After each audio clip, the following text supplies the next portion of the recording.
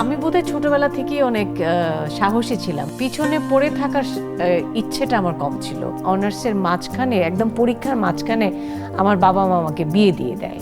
আমার ex husband, তিনি আমাকে আর পড়াশোনা করতে দেয়নি। জীবনের প্রথম সংগ্রামটা আমার মনে হয় আমার বাচ্চা হওয়ার আগে ওইখান থেকে শুরু হয়েছিল। যে আসলে এগিয়ে যাওয়ার, তাকে কোনোভাবে পিছিয়ে রাখা যায় না। না, আমাকে মেয়ের বাবা থামাতে পারে নাই, আমাকে আমার বাবা থামাতে পারে নাই, আমাকে আমার ভাইরা থামাতে পারে নাই। আমি সাফিয়া শামা, এগুলো আমি সহ্য করেছি একটা সময়।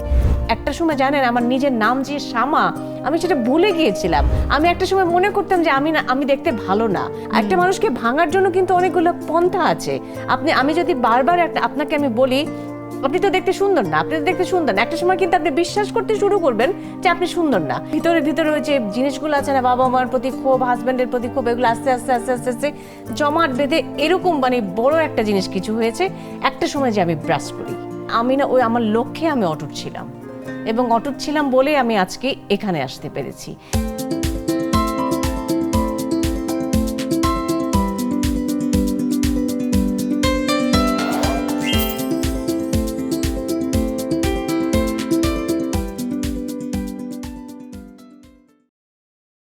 নতুন নতুন গল্প নিয়ে নতুন নতুন মানুষের সাথে পরিচিত করাতে আমাদের এই জীবন থেকে নেওয়ার আয়োজন। আমরা গল্প শুনি মানুষের সংগ্রাম, সফলতা এবং প্রতিবন্ধকতার, কি করে তারা এগিয়ে যান, কি করে সাহস নিয়ে ঘুরে দাঁড়ান, সেসব গল্পগুলো আমরা আপনাদের সামনে তুলে ধরি। আমাদের সাথে প্রতিদিনের মতো আজও একজন গুণী নারী আছেন, অসাধারণ একজন নারী আছেন। তিনি সাফিয়া শামা, চলো যাই ট্যুরস লিমিটেডের সিওও। বিশাল এক দায়িত্ব পালন করছেন এবং মানুষকে নিয়ে ঘুরে বেড়াচ্ছেন দেশ থেকে দেশের বিভিন্ন প্রান্তে। তার সংগ্রাম আছে, তেমনি আছে তার সফলতার গল্প। অনেক অনেক স্বাগত জানাই জীবন থেকে নেয়ার আজকের পর্বে। থ্যাংক ইউ জাকি আপা, আমাকে স্বাগত জানানোর জন্য। আমরা বলছিলাম শুরুতেই যে আমরা বিভিন্ন গল্পগুলো তুলে ধরি, মানে আপনার অনেক অনেক গল্প রয়েছে যেগুলি আমি জানি যে আপনার অনেক যেমন প্রতিবন্ধকতা রয়েছে, সেগুলো ফেস করে এগিয়ে আসার গল্পও রয়েছে, এবং আপনি এখন একটি অবস্থানে রয়েছেন, ভ্রমণ করছেন, সবই শুনবো। আমি একটু শৈশব থেকে শুনতে চাই, আপনার কোথায় বেড়ে ওঠা, পরিবার, সে সম্পর্কে। আমার বেড়ে ওঠা চাঁদপুরে, মফস্বল শহরের খুব ছোট্ট একটা শহরে আমার বেড়ে ওঠা, চাঁদপুরে। কিন্তু আমি বোধহয় ছোটবেলা থেকেই অনেক সাহসী ছিলাম, বা ছোটবেলা থেকে আমার পিছনে পড়ে থাকার ইচ্ছেটা আমার কম ছিল। মানে আমাকে যে কোনোভাবে এগিয়ে যেতে হবে সামনের দিকে। মানে স্কুল জীবনটাতে আমি আসলে ওই জায়গাটা আমি টের পাই না যে আমার ভিতরে এই জিনিসটা আছে যে ফ্রন্ট লাইনে যেতে হবে। আমাকে বলতে পারেন সামনের লাইনে থাকা কিছু মানুষ থাকে না, যে সবসময় নিজেকে একদম ফ্রন্ট সিটে দেখতে চায়। আমি সেরকম একটা মানুষ, এবং এইটা আমি টের পেয়েছি আমি যখন কলেজে উঠি। আমি ঢাকায় যখন চলে আসি, আদমজী ক্যান্টনমেন্ট কলেজে ভর্তি হই, তখন আমি বুঝতে পারি যে আমার ভিতরে বোধহয় এরকম একটা স্পার্ক আছে, হ্যাঁ, স্ফুলিঙ্গ রয়েছে, যেটা তখন থেকে আমার শুরু। বাট একটা সময় যে যখন ঢাকা ইউনিভার্সিটিতে পড়া অবস্থায় বিয়ে হয়ে যায়, এই যে আমি একটু এখানে থামাই, কারণ বলছিলেন যে আপনি সবসময় ফ্রন্ট লাইনে থাকতেন, কিন্তু আমাদের দেশটাই তো নারীদের জন্য অনেক অনেক, বিশেষ করে কন্যা শিশু হওয়ার পর থেকে তাদেরকে সবসময় পিছিয়ে রাখার একটা চেষ্টা। তো আপনার পরিবারে নিশ্চয়ই এই দিকটা অনেক স্ট্রং ছিল, যে কারণে আপনি সবসময় সামনে থেকেছেন। হ্যাঁ, আমার বাবার ইন্সপিরেশন ছিল সবসময়, কিন্তু আমি কিন্তু অনেক পরিবার আছে, ছেলে মেয়ে যাই হোক না কেন তাদেরকে সন্তান হিসেবে ট্রিট করা হয়। আমার পরিবারে আমাকে কিন্তু মেয়ে হিসাবেই ট্রিট করা হয়েছে। আমি পড়াশোনা করেছি, ঢাকা ইউনিভার্সিটিতে পড়েছি, তারপরে আপনার সব অল থ্রু আমার রেজাল্ট অনেক ভালো ছিল। কিন্তু একটা জায়গায় যে আমার খুব এখনও আমার ভীষণ রকমের খারাপ লাগা আমার কাজ করে, যখন আমার মনে হয় কেন আমার বিয়েটা হলো।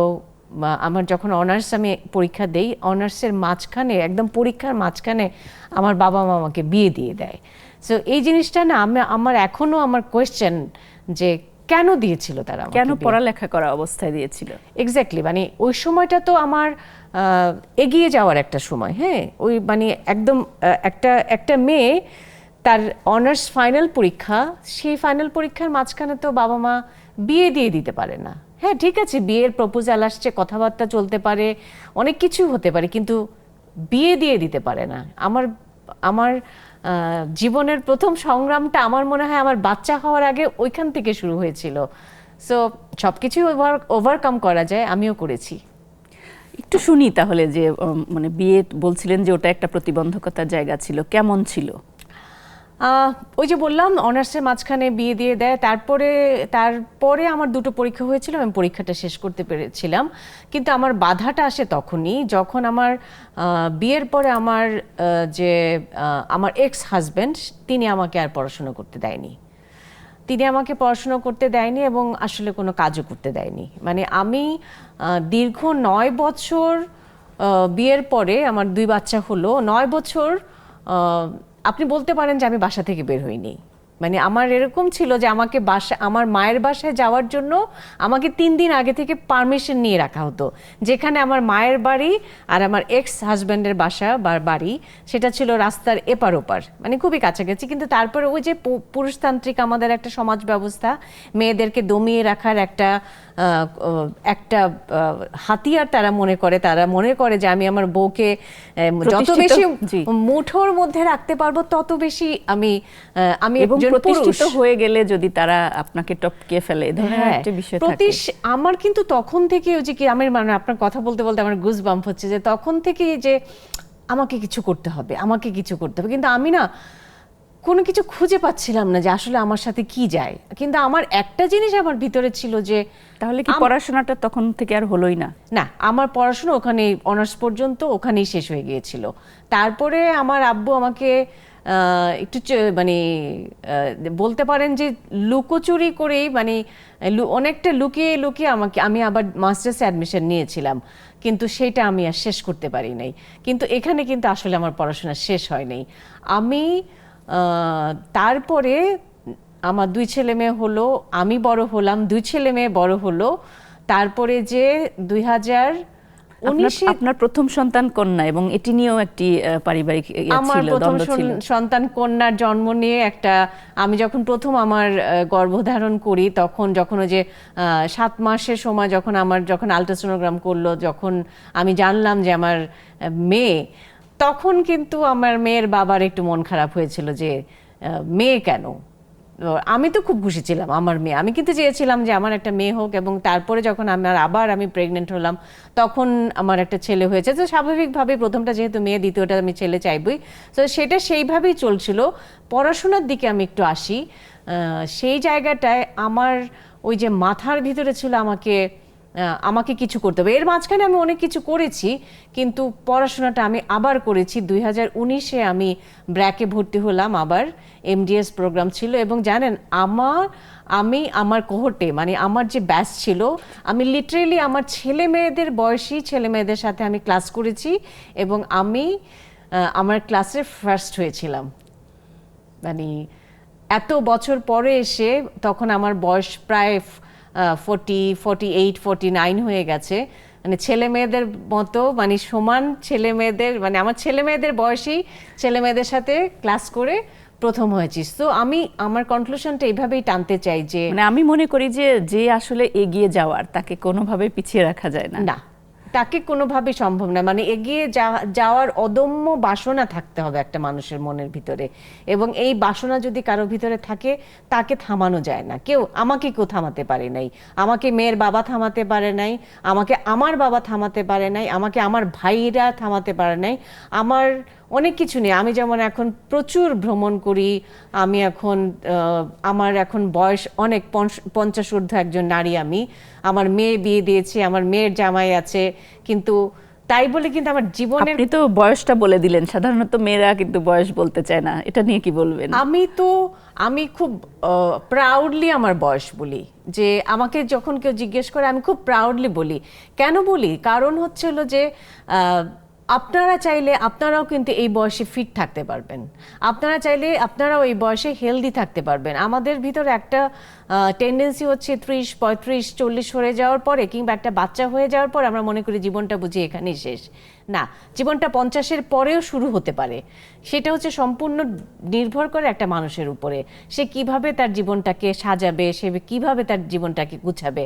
আমি আমি আমি মনে করি আমি ফিজিক্যালি প্রচণ্ডভাবে ফিট এবং মানসিকভাবে তার চেয়েও বেশি ফিট। মানে এমন কোনো কিছু নাই যেটাকে আমাকে ধাক্কা দিয়ে ফেলে দিলে কিন্তু আমি ওই মাটিতেই আমি আবার উঠে দাঁড়াই। এই যে আপনি এত সুন্দর নিজেকে ফিট রেখেছেন, আমরা সব সময় দেখি আমাদের যে জনপ্রিয় একজন অভিনেত্রী আছেন জয়া আহসান, বা তাদেরকে নিয়ে, জয়া আহসান, বিপাশা হায়াত, এদেরকে নিয়ে নানান সমালোচনা হয়, ও একজন ফিট থাকলো, একজন ফিট থাকলো না, বা আপনি যে ফিট আছেন সেটা নিয়ে সামাজিক যোগাযোগ মাধ্যমে বা আপনাদের আত্মীয় পরিজনের মধ্যে কোথাও কোনো কথা হয় বা এ ধরনের বিষয়গুলো তৈরি হয় কিনা?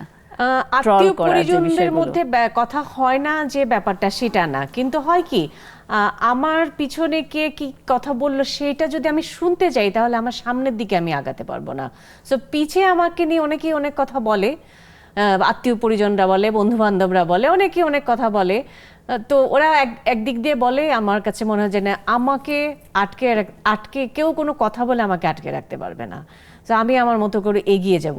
মানে আমি আমার লাইফ থেকে একটা জিনিস আমি বাদ দিয়ে দিয়েছি, সেটা হচ্ছে যে কারো কথা শুনবো না। মানে আমি অন্যায় কিছু করছি না। তাদের সম্পর্কে আপনার কি বলার, যে তারা যে এই যে মানুষের পেছনে লেগে থাকা, মানে বডি শেমিং করা, তার পরিবার নিয়ে, তার ফিগার নিয়ে, সবকিছু নিয়ে, পোশাক নিয়ে নানান ধরনের কথা বলে, এটা পড়েছে কেন, এটা কেন, তার বয়সে এরকম থাকলো কেন, সে এখনো ইয়াং আছে কেন, এই ধরনের নানান বিষয় নিয়ে তো মানুষের চিন্তা।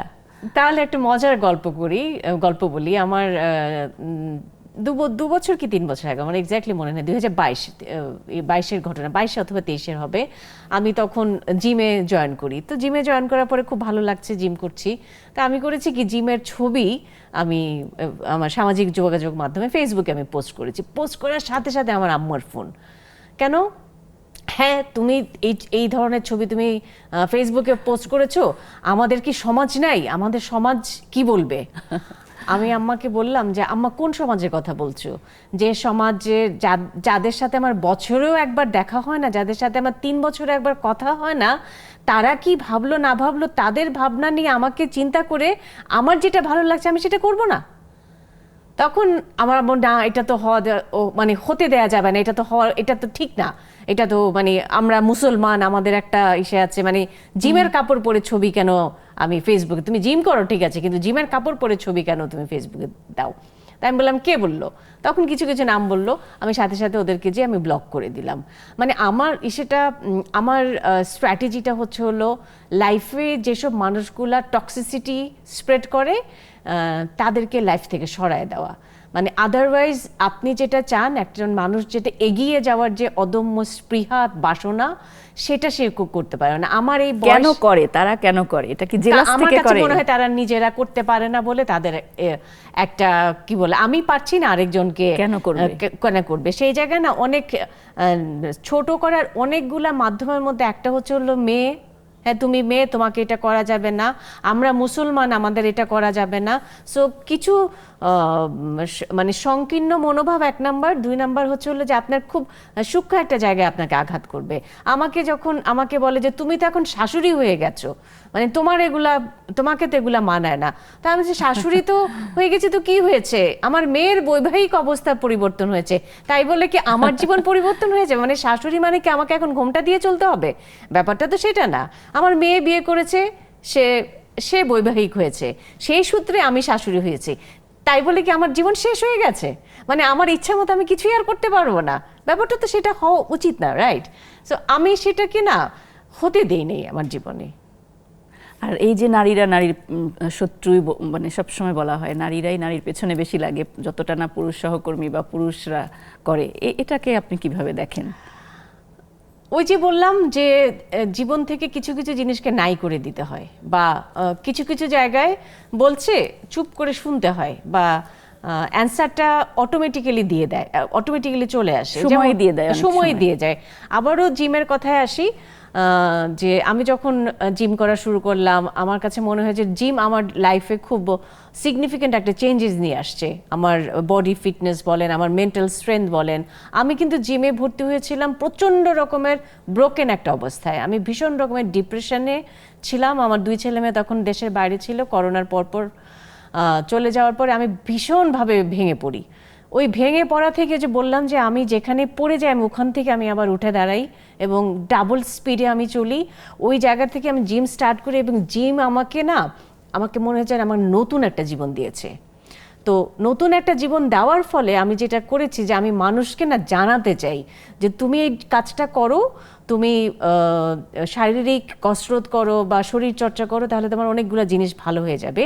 এবং আপনি যেটা বলছিলেন যে আমি যখন প্রথম আবারও বলি যে সোশ্যাল মিডিয়াতে আমি যখন আমার এই জিনিসগুলো নিয়ে কথা বলতে শুরু করলাম, হ্যাঁ, তখন আমার অনেক কাছের বন্ধু বান্ধব আত্মীয় স্বজন, একটু আগে বললেন না, এবং পরিবার তারা আমাকে খোঁচাখুচি করতো।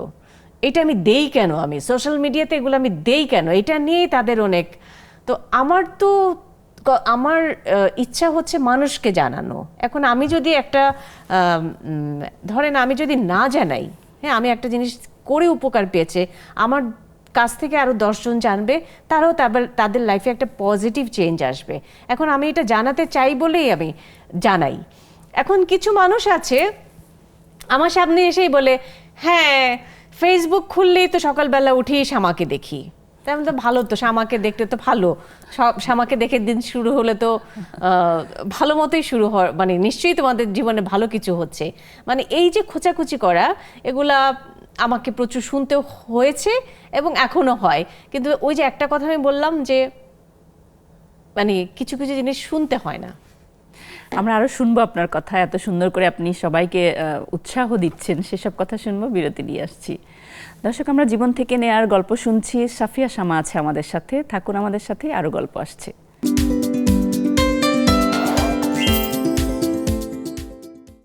যে জীবন দোয়েলের ফড়িংয়ের, মানুষের সাথে তার হয় না কো দেখা। জীবনানন্দের এই কবিতার লাইনটি আমার ভীষণ পছন্দ, কারণ মানুষ তো সত্যি দোয়েল বা ফড়িং হতে পারবে না, কিন্তু আনন্দে তো আমরা বাঁচতে পারি। আমরা এরকম আনন্দের কিছু গল্প আমরা শুনছি সাফিয়া শামার কাছ থেকে। সাফিয়া শামা, আপনি বলছিলেন যে আমরা ভিতর থেকে ইচ্ছা করলেই আমরা অনেক কিছু করতে পারি। আমরা শুনবো আপনার সেসব কথা, কিন্তু তার আগে একটু আবারও মানে অতীতে ফিরে যেতে চাই। আপনার যে বিয়েটা প্রতিবন্ধকতা শুরু হলো, আপনার কি তখন বাবা মায়ের প্রতি কোনো রকম অভিযোগ অনুযোগ তৈরি হয়েছে কিনা, যে কেন, বা আমি এই সময়, মানে হয়তো আপনার নিজের পছন্দ থাকতে পারতো, এই বিষয়গুলো? অভিযোগ অনুযোগ আসলে তৈরি হয়েছিল, মানে কিন্তু সেই অভিযোগ করার মতো সাহস আমার তখন ছিল না, ওই সময়টাই ছিল না। আমি এখনো যখন আমার মা বাবা এখনো জীবিত আছেন, তাদেরকে আমি জিজ্ঞেস করি যে তোমরা আমাকে কেন বিয়ে দিয়েছিল ওই সময়, মানে কেন? আমরা তো আসলে অনেক সলভেন্ট একটা ফ্যামিলি ছিলাম, মানে একটা ভালো পাত্র পেয়েছো, জাস্ট এই জন্য মেয়েটাকে বিয়ে দিয়ে দিলে। আমি মানে এই কেনর আসলে কোনো উত্তর নাই। এই অভিযোগ অনুযোগের জায়গাটা আছে, কিন্তু লাভ কি? ওই অতীতে যেটা হয়ে গেছে সেটা আমার মনে হয় ওইটা নিয়ে আর পড়ে না থেকে সামনের দিকে পড়ে এগিয়ে গিয়েছি। এবং আমি বলবো যে এরপরে যখন সেপারেশনে আসলেন, তখন আশেপাশে থেকে কি ধরনের প্রতিবন্ধকতা তৈরি হতো সিঙ্গেল প্যারেন্টিং হিসেবে? সিঙ্গেল প্যারেন্টিং হিসেবে আশেপাশে বাদ দেন, সিঙ্গেল প্যারেন্টিং তো করেছি, আমার ফ্যামিলির সাথেই ফাইট করেছি। আমাকে লিটারেলি এরকম কথা শুনতে হয়েছে যে ব্রোকেন ফ্যামিলির ছেলেমেয়েরা মানুষ হয় না, মানে আমার ছেলেমেয়েরা জীবনে ওরা মানুষ হবে না। আমার তো তারপরে জেদ ধরেছি, ছেলে মেয়েদেরকে মানুষ করেছি, বিদেশে পড়াশোনা করিয়েছি, ছেলে মেয়ে দুজনেই গ্র্যাজুয়েশন শেষ করেছে, মেয়ের বিয়ে হয়েছে, এবং মেয়ের বিয়েতে আমি তাদের সমস্ত জ্ঞাতি গোষ্ঠী সবাইকে দাওয়াত দিয়ে এনে খাইয়েছি এবং দেখিয়েছি যে মানে ব্রোকেন ফ্যামিলির ছেলে মেয়েরাও মানুষ হয় এবং খুব ভালোভাবে মানুষ হয়। এবং আমি ভীষণভাবে প্রাউড ফিল করি আমার ছেলে মেয়েদেরকে নিয়ে। মানে আমার যে এই যে সিঙ্গেল প্যারেন্টিং জার্নিটাকে ওরা, আমি বলবো যে ওরা অনেক বেশি আমাকে সহজ করে দিয়েছে। ওদের কখনো মানে মায়ের কষ্ট হবে এই ধরনের কোনো আছে না, বাচ্চারা ছোটবেলায় এটা দাও ওইটা দাও এরকম করো, এই জিনিসগুলো ওরা কখনো করেনি আমার সাথে। সো আমার প্যারেন্টিং লাইফটা, এবং আরেকটা বলবো যে ওই যে আছে না যে আমরা বলি না যে আল্লাহ যা করে আসলে ভালোর জন্যই করে, এবং আমার কাছে মনে হয় যে এই জিনিসটা না ভালোর জন্যই হয়েছে, এবং এটা হয়েছে বলে আমি আমার ছেলে মেয়েদেরকে না মানুষ করতে পেরেছিলাম। এবং আমি আমার মন থেকে আমি খুবই তৃপ্ত একটা মানুষ যে আমি আমার ছেলে মেয়েকে মানুষ করে একটা জায়গায় নিয়ে গিয়েছি, এবং তারা দুজনে খুব বলা ভালো হয় যে আছে। আমাদের এই প্যাট্রিকাল সোসাইটি থেকে বলা হয় যে সাধারণত মেয়েদের দোষের কারণে ছাড়াছাড়িটা হয়ে যায়, মেয়েদেরই সমস্ত দোষ। তো এখানে আপনার কি দোষ ছিল আমি যদি বলি? আমার দোষ ছিল, হ্যাঁ এটা আমরা শুনেছি, মানে আমার মেয়ের বিয়েতে মেয়ের বাবার সাথে আমার 14 বছর পরে দেখা হয়। হ্যাঁ, 14 বছর পরে দেখা হওয়ার পরে তার ওই একটাই যে আমার দোষ ছিল বলেই এই সংসারটা টিকে নাই। কিন্তু সংসার তো টেকানোর দায়িত্ব কারো একার না। হ্যাঁ, সংসারটা টেকানোর দায়িত্ব তো দুজনের হয়। হ্যাঁ, কেন একটা মেয়ে, আমি মনে করি না কোনো মেয়ে না পারতপক্ষে সংসার ভাঙতে চায় না, এবং তারা খুব একটা মানে নিরুপায় হয়ে আমি বলবো যে মেয়েরা একটা সংসার থেকে বের হয়ে আসে, এবং আমার বেলায় সেটাই ঘটেছিল যে আমার ওই বের হয়ে আসা ছাড়া কোনো উপায় ছিল না। কারণ মেয়েরা তো সৃষ্টির জাত, তাই না? নারী তারা মানুষকে, তার ভেতর থেকে একজন মানুষের জন্ম হয়, তারা কখনো কিন্তু ভাঙতে চায় না, তারা গড়তেই চায় সব সময়। আমি একটু আপনি যখন জিজ্ঞেস করেছেন আর একটু পিছনে যাই যে কেন সংসারটা আমি করলাম না, সেটা হলো যে আমি তো ছোটবেলা থেকে একভাবে বড় হয়েছি। হ্যাঁ, একটা ফ্যামিলিতে বড় হয়েছি। আমার পড়াশোনা যেমন আমার 5 স্কলারশিপ, 8 স্কলারশিপ, তারপরে আমার বাবা শুধুমাত্র 2 বছর আমাকে স্কুলে মানে কলেজে বেতন দিয়ে আমাকে পড়াশোনা করিয়েছে। ঢাকা ইউনিভার্সিটিতে পড়া অবস্থায় আমার স্কলারশিপ পেয়েছি। সো আমার অল থ্রু মাই লাইফ আমি আমার নিজের ইনকামে, তারপরে যখন আমি কলেজে পড়ি তখন থেকে আমি মিডিয়াতে টুকটাক কাজ করি। সো ওই যে তারপর টিউশন করি, নিজের মানে পকেট খরচ নিজে চালাই। কিন্তু ধরেন বিয়ের পরে হঠাৎ করে আপনার পকেট খরচ বন্ধ হয়ে গেল, আপনাকে 100 টাকার জন্য আপনাকে কৈফিয়ত দিতে হলো যে 100 টাকা চাইবেন, কেন লাগবে। হ্যাঁ, তো যারা মেনে নেয় তারা মেনে নেয়, তাদেরকে আমি ডিসরেসপেক্ট করছি না, কিন্তু আমার কাছে এই জিনিসটা মানতে খুব অসুবিধা হয়েছিল যে আমি কেন, আমি তো একটা মানুষ, আমি তো করতাম আগে, কেন এখন আমাকে করতে দেওয়া হচ্ছে না। এবং খাওয়া পড়ার বাইরেও কিন্তু আমার নিজের একটা খরচ আছে, প্রত্যেকটা জিনিস পাই টু পাই আমি কাউকে হিসাব দিতে বাধ্য না, আমি দিব কেন, এটা একটা ছিল। আর আরেকটা হচ্ছিল যে মানে কথা বললে না অনেক অনেক পিছনের অনেক দুঃখের কাহিনী চলে আসে যে আমার একটা সময় এমনও হয়েছে যে আমার পরার কাপড় ছিল না, অথচ আমি কোটিপতির ঘরের বউ ছিলাম। হ্যাঁ, তো যখন আমি নিজের পায়ে দাঁড়াই আমি না 3 বছর ধরে নিজে প্রত্যেক দিন একটা করে নতুন জামা পরতাম। আমার তো কাপড়ের ফ্যাক্টরি ছিল, কাপড় বানাতাম, তো বুটিক্স ছিল আমার, আমি হোলসেল করতাম সারা বাংলাদেশে। তো তখন আমি প্রত্যেক দিন ওই যে আমার 9টা বছর আমি পুরোনো কাপড় পরে আমার কাটিয়েছি, একটা দুটা কাপড় আমি পরে কাটিয়েছি, এই জিনিস তো কেউ এসে দেখে নাই, কিন্তু এর মধ্যে দিয়ে কিন্তু আমি গিয়েছি। এবং এই যে মানে আমার এখনকার এই অবস্থাতে আমি বসে আছি, যখন আপনি সোশ্যাল মিডিয়ায় ছবি দিচ্ছেন তখন মানুষের মাথা মানে খারাপ হয়ে যাচ্ছে, কিন্তু যখন অভাবে ছিলেন বা ওই ক্রাইসিসটা করেছেন তখন কিন্তু কেউ দেখে নাই। কিন্তু ছিল না আমার, মানে জিনিসটা ঠিক অভাবে না, জিনিসটা হয়েছে হলো কি ক্রাইসিসটা, যেটা ইচ্ছা করে মানে হচ্ছে যে আমি দিব না। হ্যাঁ, এখন আমি তো আরেকজনের সংসারে, তখন আমার তো কোনো ইনকাম সোর্স নাই, যেহেতু বিয়ে হয়ে গেছে বাবার কাছেও চাইতে পারতাম না। দেখেন আপনি দোটানার মধ্যে পড়েছেন, বিয়ে হয়ে গিয়েছে বাবার কাছে চাইতে পাচ্ছেন না, খারাপ লাগছে, আবার এদিকে আপনার স্বামীও আপনাকে মানে হাত খরচে টাকা দিচ্ছে না, তো আপনি কি করবেন? 9টা বছর তো আমার এইভাবে কেটেছে, এবং কাটার পরে মনে হয় ওই 9 বছরে আমার ভিতরে ওই যে জিনিসগুলো আছে না, বাবা মার প্রতি ক্ষোভ, হাজব্যান্ডের প্রতি ক্ষোভ, এগুলো আস্তে আস্তে জমাট বেঁধে এরকম মানে বড় একটা জিনিস কিছু হয়েছে। একটা সময় যে আমি ব্রাশ করি এবং যেই বাসায় আমি যুদ্ধ করেছি ওই বাসা থেকে আমি কাজ শুরু করেছি। আমার ভীষণ কষ্ট হয়েছে, ভীষণ রকমের আমি ফাইট করেছি, পাড়া প্রতিবেশী, ঘরের ভিতরে, ঘরের মানুষের সাথে আমি ফাইট করেছি, কিন্তু আমি না ওই আমার লক্ষ্যে আমি অটুট ছিলাম, এবং অটুট ছিলাম বলেই আমি আজকে এখানে আসতে পেরেছি। এবং অটুট ছিলাম বলেই পরে আবার বললাম না যে আবার মাস্টার্স কমপ্লিট করেছি, পিএইচডির জন্য অ্যাপ্লাই করেছি, সেখানে স্কলারশিপ মানে সেখানে যাওয়ার জন্য সমস্ত কিছু রেডি হয়ে গিয়েছিল, কিন্তু পরে সেটা আর কমপ্লিট করতে পারি নাই, করোনা টরোনা সব মিলিয়ে করা হয়নি। বাট ওই যে অদম্য ইচ্ছা একটা মানুষকে অনেক দূর এগিয়ে নিয়ে যেতে পারে। মানে এই সব কিছুর পেছনে মানে সবচেয়ে বড় অনুপ্রেরণা হয়ে কে আপনার পাশে থেকেছে? আমার মেয়ে। মানে আমি এক বাক্যে বলবো, আমার জীবনের যদি আমার জীবনের যদি কেউ আমার অন্তরের ভিতরে থেকে থাকে, সে হচ্ছে আমার মেয়ে। মানে যেদিন থেকে ওর মুখটা আমি দেখেছি এবং আজকে পর্যন্ত আমার সমস্ত কিছু হচ্ছে আমার মেয়ে, এবং তারপরে হচ্ছে আমার ছেলে।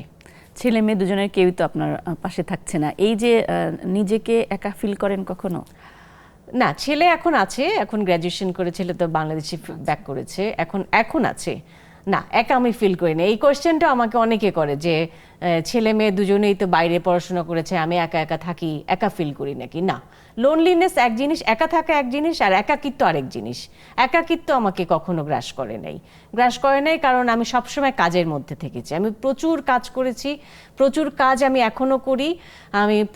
আমি নিজের দিকে সচেতন, নিজের সম্পর্কে সচেতন, নিজের আইডেন্টিটি নিয়ে সচেতন, ছেলে মেয়েদের আইডেন্টিটি নিয়ে আমি সচেতন, এবং এই জন্য আমাকে কখনো একাকিত্ব গ্রাস করে না। আমি একা থেকেছি। এটার জন্য নিশ্চয়ই অনেক অনেক কথা শুনতে হয়েছে, একা একা থাকা। অফকোর্স, মানে বাংলাদেশের সোসাইটিতে একটা সিঙ্গেল প্যারেন্ট এবং সিঙ্গেল মম, এবং সে যদি আবার ওয়ার্কিং মম হয়, তাহলে তো আশেপাশের পুরুষের লোভনীয় দৃষ্টি, সেটা তো অনেক পরে। এখন পর্যন্ত মানে আমার অবাক লাগে, আমি সবসময় সোশ্যাল মিডিয়াতে বা সবাইকে আমি মানে ওপেনলি আমি আমার বয়স বলি। আমার বয়স বলার কারণটা হচ্ছে যে এই বয়সে মানুষ চাইলে ফিট থাকতে পারে এবং স্ট্রং থাকতে পারে, মেন্টালি এবং ফিজিক্যালি। আপনি একটু বললেন যে লোভাতুর দৃষ্টি, সেখানে কি ভালোবাসার মানে হাত বাড়ানো এরকম মানুষের অভাব কি ছিল কখনো, বা এরকম ছিল কিনা? আমি বলবো যে I am blessed with so much good people around me, এবং তারা হচ্ছে আমার বন্ধু বান্ধব। মানে আমি একদম এক বাক্যে বলবো যে আমার লাইফে কিছু অসাধারণ বন্ধু আমি পেয়েছি, এবং তাদের জন্য আজকে আমি বোধহয় আজকে আমি এখানে। তার আগে হ্যাঁ, আমার বাবা আমাকে একটা সময়, যখন আমি একদম পড়ে গিয়েছিলাম, যখন আমি আমার বিজনেস স্টার্ট করেছি, তখন আমার বাবা আমাকে ফাইন্যান্সিয়াল এবং মেন্টাল সাপোর্টটা আমি তখন বাবার কাছ থেকে পেয়েছিলাম। যদিও ওনারা আমাকে বিয়ে দিয়ে দিয়েছিল, কিন্তু তারপরে আমাকে সাপোর্ট করেছিল। আমি আরেকটা ব্যাপার অ্যাড করতে চাই, যে যখন মানে আমি যখন ডিসিশন নিয়েছিলাম যে আমি ওই সংসারে আর থাকবো না, হ্যাঁ, মানে কেন থাকবো না, মানে ওই সময়ে আমার মতো একটা মানে আমি বলবো যে পড়াশোনায় ভালো করেছি, মোটামুটি ভালো ছিলাম পড়াশোনায় থেকে, আপনি পারফেক্ট ছিলেন, প্রেজেন্টেবল ছিলাম, পারফেক্ট ছিলাম, সব জায়গায় ছিল। কিন্তু আমার চলে আসার পিছনে কারণ ছিল, কিন্তু আই ওয়াজ বিটেন। মানে আমাকে টর্চার করা হতো ফিজিক্যালি এবং মেন্টালি, এবং তখনই আমি ঠিক করে রেখেছিলাম আমি যখন কোনোদিন ফাইন্যান্সিয়ালি আমি নিজে ইন্ডিপেন্ডেন্ট কোনোদিন যদি হতে পারি, তখন কিন্তু আমি সেখান থেকে চলে আসবো। এবং যেদিন থেকে আমি এবং আমার দুই ছেলে মেয়ের বুঝতে পেরেছি যে ওদের খরচ এবং আমার নিজের খরচ আমি নিজে চালাতে পারবো, সেদিন কিন্তু আমি ওই সংসার থেকে বের হয়ে গিয়েছি। এবং বের হয়ে যাওয়ার পরে কিন্তু যেটা হয় আমাদের সোসাইটিতে, সাধারণত আমাদের বাবা মা এবং পরিবার যারা কী করে জানেন, তারা দেখছে তাদের মেয়ে যে অত্যাচারিত হচ্ছে, তাদের মেয়ে যে সুখে নেয়, তাদের মেয়ে যে শান্তিতে দেয়, তাদের মেয়েকে সাপোর্ট দেওয়ার বদলে তারা করে কি নিজেদের কথা বেশি চিন্তা করে, যে আমাদের সমাজ কি বলবে, মানে আরেকজন কি বলবে, আত্মীয় স্বজনরা কি বলবে, মানে আমাদের ফ্যামিলিতে তো ডিভোর্সের কোনো রেওয়াজ নেই আমাদের ফ্যামিলিতে। তার মানে আমি মার খাচ্ছি, আমি আরেকটু সহ্য করো, হ্যাঁ আরেকটু সহ্য করো না, মেয়েদের একটু সহ্য করতে হয়। এগুলো কিন্তু আমার মতো মেয়ে, আমি সাফিয়া শামা, এগুলো আমি সহ্য করেছি একটা সময়, যে মেয়েদের একটুখানি সহ্য করতে হয়। কিন্তু আমার কথা হচ্ছে যে আমি কেন সহ্য করব? আর সহ্য করার তো একটা লিমিট থাকে। একটা সময় যে আমি তো সহ্যের বাঁধ আমার ভেঙে গিয়েছে, এবং একটা সময় যে আমার মনে হচ্ছে যে আমি যখন, বিশ্বাস করেন জাকিয়া আপা, যখন আমি ফিনান্সিয়ালি ইন্ডিপেন্ডেন্ট হলাম, সেদিন আমি দুই ছেলে মেয়েকে নিয়ে আমি ওই বাসা থেকে বের হয়ে চলে আসছি। এবং আপনি যে বলছিলেন যে বাবা মা প্রথমে নিজেদের কথাই চিন্তা করে এবং হ্যাঁ। একটু সহ্য করো, এরকম হতে হতে তো পিঠ থেকে যায় এবং অনেকেই নানান ধরনের সোশ্যাল মিডিয়ায় আমরা দেখতে পাই যে সুইসাইডাল কেসগুলো, মানে আমরা সেটা পরে আহু করি যে কেন আগে থেকে করা হয় নাই। তো আপনার কি কখনো এরকম ডিপ্রেশন থেকে কখনো এরকম আমার বেলায় ওই জায়গাটা আসলে ওই যে বললাম যে ছোটবেলা থেকে আমার একটা স্ট্রং মেন্টালিটির একটা মানুষ ছিলাম, তো ডিপ্রেশন আমাকে আমার কাছে মনে হয় আমি পিছনে যাইনি, কাবু করতে পারেন না। ডিপ্রেশন?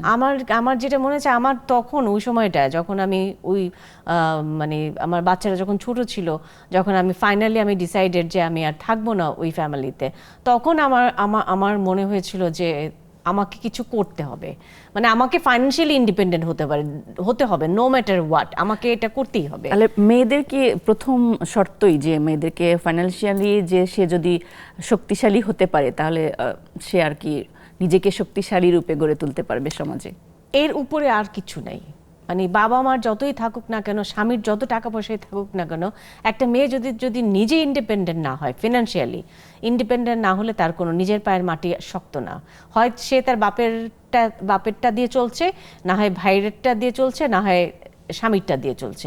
নিজের আইডেন্টিটি ক্রিয়েট করতে হবে, প্রত্যেকটা মেয়েকে করতে হবে। একটা ছেলের চেয়ে একটা মেয়ের আইডেন্টিটি ক্রিয়েট করাটা বেশি জরুরি। আমি আমার মেয়ে যখন আমার দুই ছেলে মেয়েকে আমি সমানভাবে মানুষ করেছি। আমি আমার মেয়েকে একটু বেশি দেই না বা একটু কম দিই না, বা ছেলেকে একটু ছেলে বলে বেশি তাকে ছেলে বলে, যে আমি আমার ঘরেও কিন্তু এটা অনেক প্র্যাকটিস করেছি যে আমি এমন কিছু করব না যে আমার ছেলে ঘর থেকে শিখে যে একটা মেয়ের সাথে এরকম ব্যবহার করতে হয়। এই জিনিসগুলো কিন্তু একটা বাচ্চা কিন্তু ঘর থেকে শিখে, বাবা মার কাছ থেকে প্রথমে শিখে যে তুমি ছেলে, তুমি তুমি তুমি এটা করতে পারবা, তুমি মেয়ে, তুমি এটা করতে পারবা না। এটা কিন্তু মানুষ শিখে ঘর থেকে।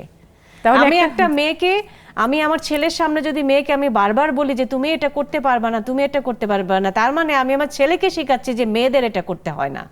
এবং এটা প্রত্যেকটা প্যারেন্ট কিন্তু ইচ্ছাকৃতভাবে শিখায় না, এটা কিন্তু শিখে যায়। সো প্যারেন্টিংটা খুব ইম্পর্টেন্ট।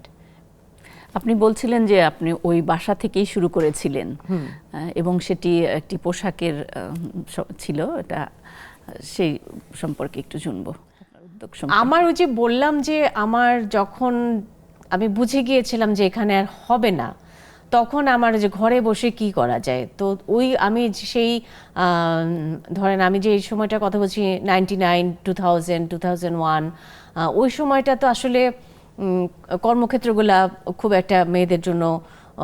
আমি একটা মজার কথা বলি যে আমি একবার আমার এক্স হাজব্যান্ডকে আমি বলেছিলাম যে আব্বুকে আমি বললাম যে আব্বু আমার কিছুটা করতে হবে, আমার আর এইভাবে আর ভাল লাগছে না যে 100 টাকার জন্য আমাকে ঘ্যান ঘ্যান করতে হয়, মানে টাকা চাইলে টাকা দিবে না, হ্যাঁ, তো আমাকে তো কিছু একটা করতে হবে, বা আমার তো হাতে টাকা থাকতে হবে, হ্যাঁ, মানে একটা বা মানিলেস তো একটা মানুষ থাকতে পারে না।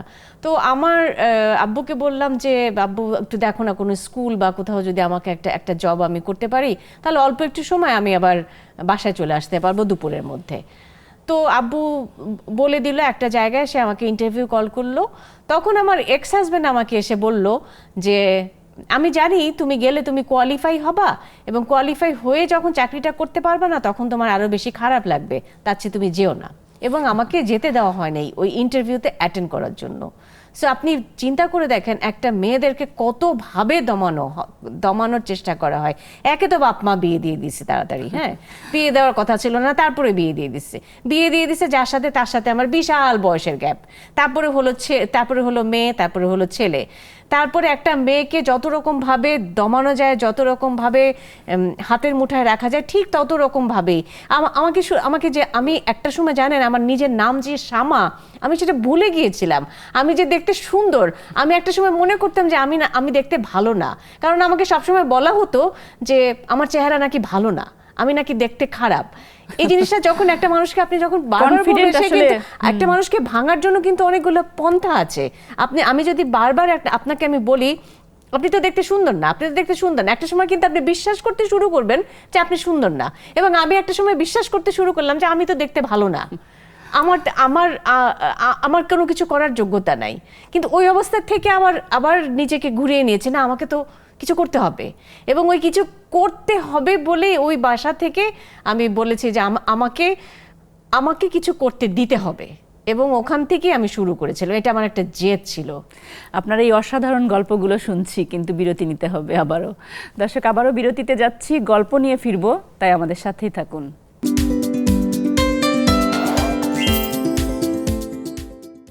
আবারও আমন্ত্রণ জানাচ্ছি জীবন থেকে নেয়ার আজকের পর্বে। সাফিয়া শামা আছেন আমাদের সাথে। আমরা শুনছিলাম আপনার সেই উদ্যমতার গল্প, নিজেকে কিভাবে এগিয়ে নিয়েছেন আপনি, আজকের পর্যায়ে এসেছেন, সেসব গল্প আবার শুনি। জীবনে না একটা মানুষ নিজেকে অনেকভাবে ভেঙে আবার গড়তে পারে। মানে আপনার নতুন কিছু গড়তে হলে নিজেকে সম্পূর্ণ ভাঙতে হয়, ভেঙে আবার গড়তে হয়। এই যে 50 ঊর্ধ্ব বয়সের যে ফিটনেসটা আমি ধরে রেখেছি না, এটা কিন্তু একটা সময় আমি নিজের শরীরকে আমি ভেঙে আবার নতুন করে গড়েছি। ঠিক একইভাবে যখন আমার বয়স ধরেন 25-30, আমি অলরেডি তখন 2 ছেলে মেয়ের মা হয়ে গেছি, তখনও কিন্তু আমি নিজেকে একদম ব্রোকেন অবস্থায় একদম পড়ে গিয়েছিলাম, মাটির সাথে মিশে গিয়েছিলাম। আমার নাম ছিল না, আমার কোনো অস্তিত্ব ছিল না। সেই আমাকে ওখান থেকে আজকে আমি এখানে দাঁড় করিয়েছি। আমার ঝুড়িতে অনেক কিছু আছে, অনেক ন্যাশনাল ইন্টারন্যাশনাল অ্যাওয়ার্ড আছে, অনেক কিছু আছে, অনেক কিছু আমি করেছি, দেশে করেছি, বিদেশে করেছি। নিজের প্রফেশনাল লাইফে আমি বলবো যে সবার সাকসেসফুলি আজকে দাঁড়িয়েছি। সাফিয়া শামা লিখে গুগল সার্চ করলে অনেক কিছু বের হয়ে আসে, আমার জীবনের যে অ্যাচিভমেন্টগুলো সেগুলো বের হয়ে আছে। চলো যাই ট্যুরসের কথা যদি বলি, চলো যাই ট্যুরস লিমিটেড, এটা কখন থেকে প্রতিষ্ঠিত হলো? চলো যাই ট্যুরস লিমিটেড বাজারে এসছে 2023-এর মাঝামাঝি সময়। 23-এ না, 23 থেকে আমরা শুরু করি, মানে আমাদের চিন্তা ভাবনা শুরু হয়। আমরা 24-এ লঞ্চ করি। আমাদের এইটা মূলত একটা টেক বেসড ট্রাভেল এজেন্সি। আমাদের নিজেদের ওটি আছে, মানে অনলাইনে যে টিকিটিংয়ের সুবিধা আছে সেটা আছে, এবং অনেক বড় একটা পরিকল্পনা আছে চলো যাই নিয়ে।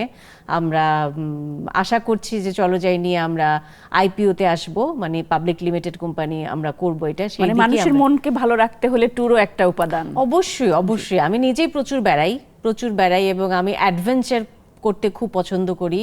আমার এই বয়সে আমি অ্যাডভেঞ্চারগুলো যদি বলি, আমি বানজি জাম্প করেছি, আমি স্কুবা ডাইভিং করেছি, স্কাই ডাইভিং করেছি, মানে প্লেন থেকে যেটা জাম্প করা সেটা করেছি, এবং আরও অনেক কিছু সামনে আরও করব।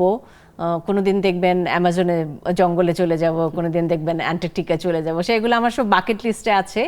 সো একটা সময় কষ্ট করেছি, একটা জীবনে কষ্ট করেছি, এখন সেটার ফল ভোগ করছি। মানে এখন জীবনটা না কোনো জায়গায় থেমে যাওয়ার না। কেউ যদি মনে করে যে আমার জীবনে এত কিছু ঘটেছে, হায় হায় হায় করলে না, ওখানে না থেমে যাবে।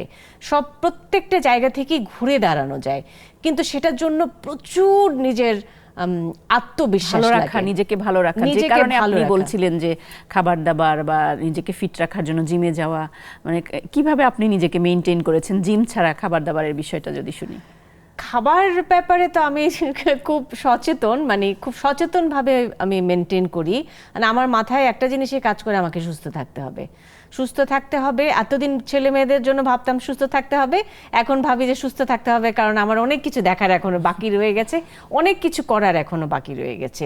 সেই করার লিস্টটা আমার অনেক বড়, যে আমার যে জন্ম হলো এবং একটা সময় আমার মৃত্যু হবে, এই জন্ম এবং মৃত্যুর মাঝখানে আমি কি রেখে যেতে পারি, কতজন মানুষ আমার নামটা উচ্চারণ করবে আমি মরে যাওয়ার পরে, এই জিনিসটা আমার এখনো করা হয়নি। এই করার একটা প্রচণ্ড ইচ্ছা আছে যে আমি মরে গেলেও কিছু মানুষ যেন, আমার ছেলে মেয়ের বাইরে মানুষের জন্য কিছু রেখে যাওয়া, মানুষের জন্য কিছু করে যাওয়া। এটা যখন আমি করতে পারবো তখন আমি মনে করব যে আমার এখন চলে যাওয়ার সময় হয়েছে। এবং সেই একটা ইচ্ছা থেকে আমি এখনো প্রচণ্ড খাবার দাবার মেনটেন করে চলি। আমি প্রচুর প্রোটিন বেসড খাবার খাই, তারপরে ফাইবার বেসড খাবার খাই। কার্বোহাইড্রেট আমি যে খাই না ব্যাপারটা সেটা না, আমি খাই, কিন্তু সেটা খুব অল্প পরিমাণে খাই। যেন রেগুলার আমি জিম করি, স্ট্রেংথ ট্রেনিং করি, মানে ভার উত্তোলন সেটা আমি করি। এটা আমার বডির ফিটনেসটাকে ধরে রেখেছে। আমি প্রচুর এন্ডুরেন্স এক্সারসাইজ করি সো দ্যাট আমার ব্রিদিং যেন ঠিক থাকে। ইয়োগা, পিলাটিস এগুলোও আমি সপ্তাহে 1-2 দিন করি। জিমে যাওয়ার প্রসঙ্গে একটু বলি, যারা হয়তো নিজেকে এরকম এগিয়ে নিতে চাচ্ছেন মানসিকভাবে সব কিছু থেকে, জিমে যাওয়ার মতো তাদের আর্থিক ইয়ে নাই, সেক্ষেত্রে তারা নিজেরাই তো করতে পারবে, তাদের জন্য কিছু বলবেন? একদমই মানে অর্থনৈতিক অবস্থার সাথে জিমের কোনো সম্পর্ক নেই। কেউ যদি জিমে না যেতে পারে, জিমের মেম্বারশিপের জন্য না না না নিতে পারে, কিংবা ধরেন সময়ের অভাবে অনেকে জিমে যেতে পারে না, কারণ যারা 9টার সময় অফিসে যায়, মানে রাত 7টা 8টা বেজে যায়, তারপরে আসলেও তাদের জন্য জিমে যাওয়াটা কঠিন। আমি বলবো যে বাসায় বসেও এক্সারসাইজ করা যায়। সেটা কি, নিজের বডির ওয়েট নিয়ে এক্সারসাইজ করা যায়, স্কোয়াট দেওয়া যায়, লাঞ্জেস দেওয়া যায়, পুশ আপ দেওয়া যায়, যেটাকে আমরা যে মাটিতে হাত রেখে যে পুশ আপ দেওয়া যায়, এই ধরনের এক্সারসাইজ করা। তারপরে ইয়োগা কিছু প্র্যাকটিস করলে আপনার বডির ফ্লেক্সিবিলিটি, মোবিলিটি বাড়ে। তারপরে ধরেন আপনার কেউ যদি হাঁটে বা একটু হাঁটাটাও কিন্তু একটা বড় এক্সারসাইজ। বাইরে যে যদি হাঁটতে পারে তাহলে তো খুবই ভালো। আদারওয়াইজ আপনার কেউ যদি বাসায় বসেও যদি কেউ যদি একেবারে কিছুই করতে না পারে, সে যদি একটু কিছুক্ষণ পর পর যেন হাঁটাহাঁটি করলেও কিন্তু, মানে মোট কথা হচ্ছে আপনার বডিকে মুভ করতে হবে, বডিকে নাড়াতে হবে। কারণ আমাদের বডিটা তৈরি হয়েছে নড়াচড়ার জন্য। আমাদের প্রত্যেকটা জয়েন্ট আছে, এই জয়েন্টগুলোকে যদি আপনি না নাড়ান, এগুলো একটা সময় স্টিফ হয়ে যাবে। এবং বয়স হওয়ার সাথে সাথে আপনার হাঁটুতে, আপনার অ্যাঙ্কেলে, কোমরে এই ধরনের বিষ ব্যথা শুরু হবে। তো সেগুলা থেকে নিজেকে যদি বাঁচাতে চান, তাহলে মানে সময় থাকতেই এগুলোর প্রতি যত্ন নিতে হবে। আমি একটু সামাজিক অবক্ষয়ের দিকে যেতে চাই। এই যে আমরা সোশ্যাল মিডিয়া খুললেই, পত্রিকা খুললেই ছোট ছোট শিশুদেরকে যে বিষয়গুলো দেখি আমরা, ধর্ষণের বিষয় পত্রিকায় আসে, খবরে আসে, অনেক সময় পোশাককে দায়ী করা হয়। কিন্তু এত ছোট মানে বাচ্চাদেরকেও যখন তারা নিপীড়নের শিকার হচ্ছে, রেহাই পাচ্ছে না, সেই সম্পর্কে আপনার কি মনে হয় যে আসলে সামাজিক অবক্ষয়টা কিসের জন্য তাহলে? এটা তো আসলে খুবই দুঃখজনক। মানে গত কয়েক মাসে যে একটার পর একটা ঘটনাগুলো হলো, সেগুলো তো মেনে নেওয়ার মতো কোনো ঘটনা না। একটা হচ্ছে যে এই সোশ্যাল স্ট্রাকচারটা এমনভাবে তৈরি হয়ে গেছে অলরেডি, যে আমরা এখন মানুষকে মানে মানুষকে খুন করতেও না আমরা দ্বিধাবোধ করি না। যে আপনি যেটা বললেন যে শিশুরাও সেটা থেকে রেহাই পাচ্ছে না। এই অবক্ষয়টা হলো অনেকগুলা কারণ। বেকারত্ব আমার কাছে মনে হয় যেন একটা বড় কারণ, মাদকাসক্তি একটা বড় কারণ, মানুষের প্রতি মানুষের ডিসরেসপেক্ট একটা অনেক বড় কারণ, ফ্যামিলি শিক্ষা একটা অনেক বড় কারণ। এগুলা না একটা জিনিসের সমন্বয়, মানে একটা জিনিস না, টোটাল জিনিসটার একটা সমন্বয় হলো এই জিনিসটা। আপনার আজকে এখানে আটকেছেন, আজকে এর বিচার করছেন, আরেকদিন কিন্তু আরেকজন করবে। কিন্তু কেন এই ফ্রিকুয়েন্ট এই জিনিসগুলো ঘটছে? তার মানে হচ্ছে যে আমাদের যে বেড়ে ওঠাটা, এই বেড়ে ওঠাটার মধ্যেই তো গন্ডগোল আছে। আমাদের এখন বলতে গেলে যে আমাদের যে মেয়ে হিসেবে নিজেকে একটা মানুষকে দমিয়ে রাখা, ধর্ম দিয়ে একটা মানুষকে দমিয়ে রাখা, এই জিনিসগুলো না ইনডাইরেক্ট ভাবে আরেকটা মানুষের মনস্তাত্ত্বিক বিকাশে সহায়তা করে, আর তাকে নিচে নামায়। আপনি দেখবেন যে কোনো কিছু হলেই সবচেয়ে দুটা জায়গা হলো, একটা হচ্ছে মহিলা, আরেকটা হচ্ছে ধর্ম। এই দুটা দিয়ে কিন্তু দমিয়ে রাখতে রাখতে মেয়েদেরকে এমন একটা জায়গায় চলে গেছে, সহজ এই দুটো জায়গা থেকে দুটো জায়গা আপনাকে আঘাত করবে। আপনার পোশাক নিয়ে আমাদের ইসলামে তো এই জিনিসটা নাই, এটা আমরা কেন করি? এখন দেখেন যে ইসলাম নিয়ে কথা বলছে, সে আসলে ইসলাম সম্পর্কে কতটুকু জানে, জেনে কথা বলছে। সে কিন্তু আরেকটা যে ইসলাম সম্পর্কে 2 লাইন জানে না, সেও ইসলাম নিয়ে কথা বলে। এখন এগুলা থেকে আপনি কিভাবে তাদেরকে রক্ষা করবেন? মানে তাদের মাথার ভিতরে তো ধরে গেছে যে আমি যাই করি না কেন, দিন শেষে যদি আল্লাহর কাছে আমি মাপ চাই, আল্লাহ আমাকে মাফ করে দিবে। কিন্তু ব্যাপারটা কি আসলেই তাই? আপনি একটার পর একটা অন্যায় করবেন, অন্যায় করে তারপরে আপনি অজু করে নামাজ পড়বেন, আল্লাহর কাছে মাপ চাইবেন, আল্লাহ আপনাকে মাফ করে দিবে? এত সহজ? তরিটা হয়েছে তো ওইখানেই। আবার প্রযুক্তিগত উন্নয়নের কারণে মানে সন্তান সন্ততিরা বা এখনকার যে টিনেজ প্রজন্ম আছে, নতুন প্রজন্ম আছে, জেনজি বলছি আমরা যাদেরকে, ওরা তো সারাক্ষণ একটা সোশ্যাল মিডিয়ার টাচে বা গ্যাজেটের টাচে থাকছে। এটা কি কোনোভাবে ক্ষতি করছে কিনা, ইমোশন কেড়ে নিচ্ছে কিনা বাচ্চাদের? এইটা হচ্ছে আমি বলবো যে গ্যাজেটটা ইউজটা কিভাবে কে কিভাবে ব্যবহার করছে। একটা প্রযুক্তির ব্যবহার খুব ভালোভাবেও হতে পারে, আবার সেটাকে খারাপভাবেও হতে পারে। এখন সে কিভাবে ব্যবহার করছে। এখন আপনার বিভিন্ন মিউজিক ইনস্ট্রুমেন্ট দিয়ে কিন্তু আপনি দেখেন যে ওয়ার্ল্ড কাপে বাংলাদেশের একটা ছেলে গান গাইলো, বাংলাদেশ বংশোদ্ভূত ছেলে সঞ্জয় যে গানটা গেল, সে দেখেন প্রযুক্তি ব্যবহার করে সে কিন্তু বিশ্ব মঞ্চে তার উপস্থিতি হয়েছে। আবার একই প্রযুক্তি ব্যবহার করে অনেকে অনেক খারাপ কিছু হ্যাকিং করছে, অনেক কিছু করছে। তো জিনিসটা হচ্ছে যে এই প্রযুক্তি তো আসলে কে কিভাবে নিচ্ছে সেটাই বড় বিষয়। এগুলো তো মানুষের উন্নয়নের জন্যই হচ্ছে। হ্যাঁ, এখন কে কিভাবে এটা ব্যবহার করছে এটাই হচ্ছে মূল জায়গাটা। কেউ এটাকে ধ্বংসাত্মকভাবে ব্যবহার করতে পারে, আর কেউ এটা দিয়ে কোনো সৃষ্টিশীল অনেক কিছু করতে পারে। অনেক চমৎকার করে বলছেন আপনি আপনার কথাগুলো, এবং দর্শকরাও নিশ্চয়ই অনেক উপকৃত হবে, কারণ এত সুন্দর করে মোটিভেশনাল কথাবার্তা আমরা কিন্তু শুনতে চাই। আমাদেরকে কেউ যদি বুঝিয়ে বলে সেটা অনেক কাজে দেয় এবং সকলের ভিতরে সেটা গ্রহণযোগ্যতা পায়। কিন্তু আবারও বিরতি নেওয়ার সময় হয়ে গেছে। দর্শক, বিরতিতে যাচ্ছি। জীবন থেকে নেয়ার এই পর্যায়ে আমাদের সাথেই থাকুন।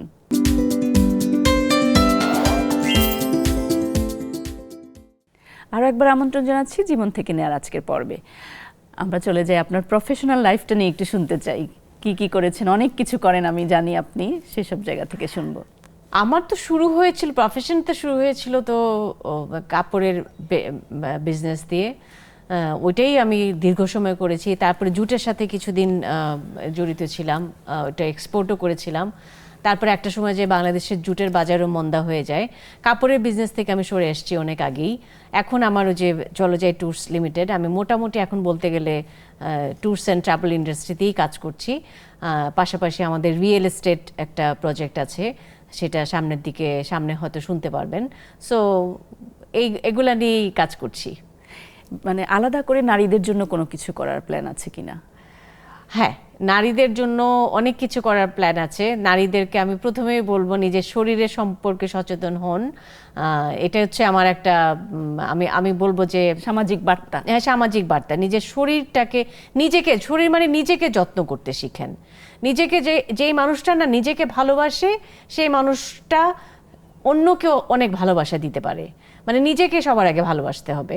নিজেকে ভালোবাসার জায়গা হচ্ছে নিজেকে সুস্থ রাখা, নিজেকে সুন্দর রাখা, যেভাবে আছে সেই জায়গা থেকে সুন্দর রাখা, এবং ওই যে বললাম অর্থনৈতিকভাবে নিজেকে স্বাবলম্বী করে তোলা। কেউ যদি কোনো কিছু না পারে, আজকাল তো সোশ্যাল মিডিয়াতে অনেক কোর্স আছে, অনেক কিছু আছে, কেউ কিছুই করতে পারে না। অনেক ফেসবুকের মাধ্যমে অনেকে অনেক ইনকাম করতে পারে, কন্টেন্ট তৈরি করতে পারে, ইউটিউব চ্যানেল করতে পারে, অনেক কিছু আছে।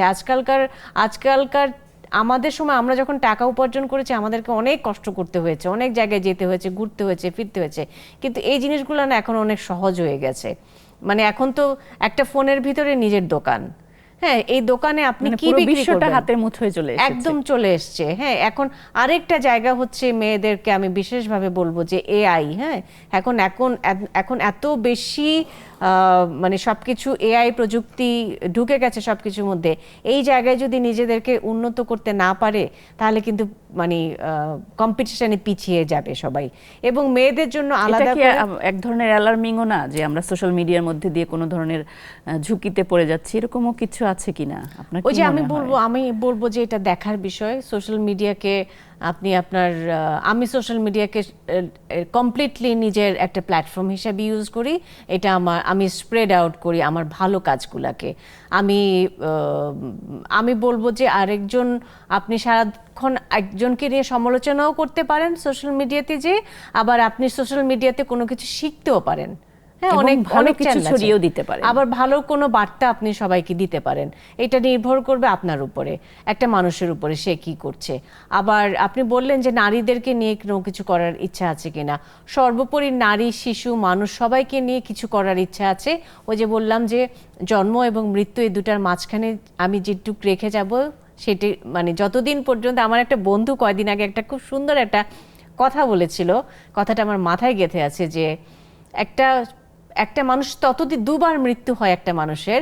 একবার সে ফিজিক্যালি ডেথ হয়, আরেকবার ডেথ হয় হচ্ছে যে একটা মানুষ যখন শেষবারের মতো তার নাম এই পৃথিবীতে উচ্চারিত হয়।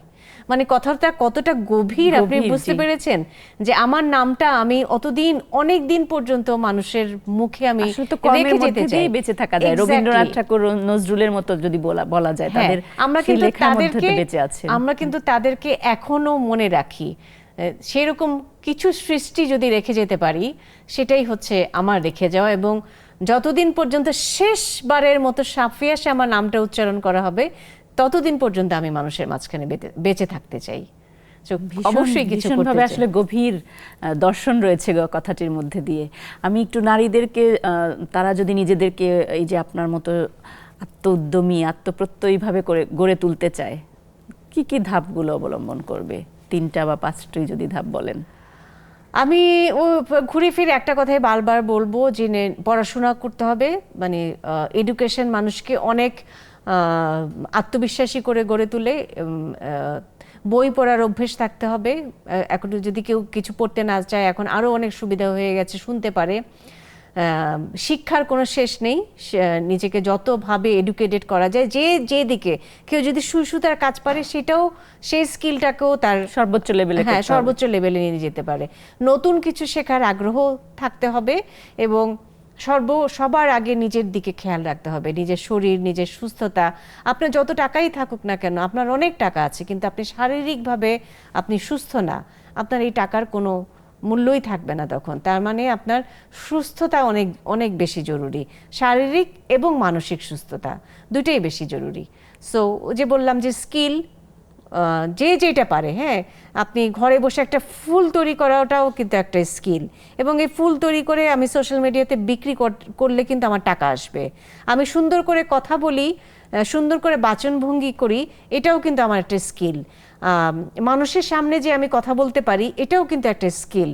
এই যে আপনার সুন্দর সুন্দর কথা, আত্মপ্রত্যয়ী বক্তব্যগুলো নিশ্চয়ই আমাদের নারীদের জন্য, যারা দর্শক আছেন এবং সর্বোপরি সকলের জন্য ভীষণভাবে সুফল বয়ে আনবে। আপনি একদম শেষ কথা যদি দর্শকদের জন্য বলেন। আমার একদম শেষ কথা দর্শকদের জন্য থাকবে, নিজের শরীরের যত্ন নিতে হবে, মনের যত্ন নিতে হবে। শরীরের যত্ন নিতে হলে শরীর চর্চা করতে হবে, মনের যত্ন নিতে হলে নিজেকে সুস্থ রাখতে হলে আপনার যেটা করতে ভালো লাগে আপনি সেটা করবেন। ঘুরে বেড়ান, বাইরে যান, বাসা থেকে একটু বেড়ান। ঘুরে বেড়ানো মানে বিদেশে যাওয়া না, বাংলাদেশেও ঘোরা যায়, ঢাকায় ঘোরা যায়, পাশের বাড়িতে ঘোরা যায়, নিচে যেয়ে ঘোরা যায়। সেটা আপনাকেই ডিসাইড করতে হবে, এবং নিজে নিজে ঘোরা যায়, একদম নিজে নিজে ঘোরা যায়। এবং কোথাও যদি ঘুরতে না পারেন, তাহলে চিন্তায় কোথাও যেয়ে ঘুরে আসুন। বই পড়ুন, নিজেকে ভালো রাখুন, সুস্থ রাখুন, নিজে সুস্থ থাকুন, আপনার বাচ্চারা ভালো থাকবে, আপনার সংসার ভালো থাকবে, সবাই ভালো থাকবে। অসংখ্য ধন্যবাদ সাফিয়া শামা, জীবন থেকে নেয়ার আজকের পর্বে আপনার গল্পগুলো শেয়ার করার জন্য। অসংখ্য ধন্যবাদ। আপনাকেও ধন্যবাদ জাকি আপা, আমাকে আমন্ত্রণ জানানোর জন্য। দর্শক, আপনাদেরকেও ধন্যবাদ, এতক্ষণ আমাদের সাথে ছিলেন। আমরা সাফিয়া শামার সেই উদ্যমী গল্পগুলো আপনাদের মধ্যে দিয়ে ছড়িয়ে দেওয়ার চেষ্টা করলাম সকলের কাছে। ভালো থাকুন সকলে। এই গল্পগুলো আপনাদের জন্য অনুপ্রেরণার হোক, এটাই প্রত্যাশা।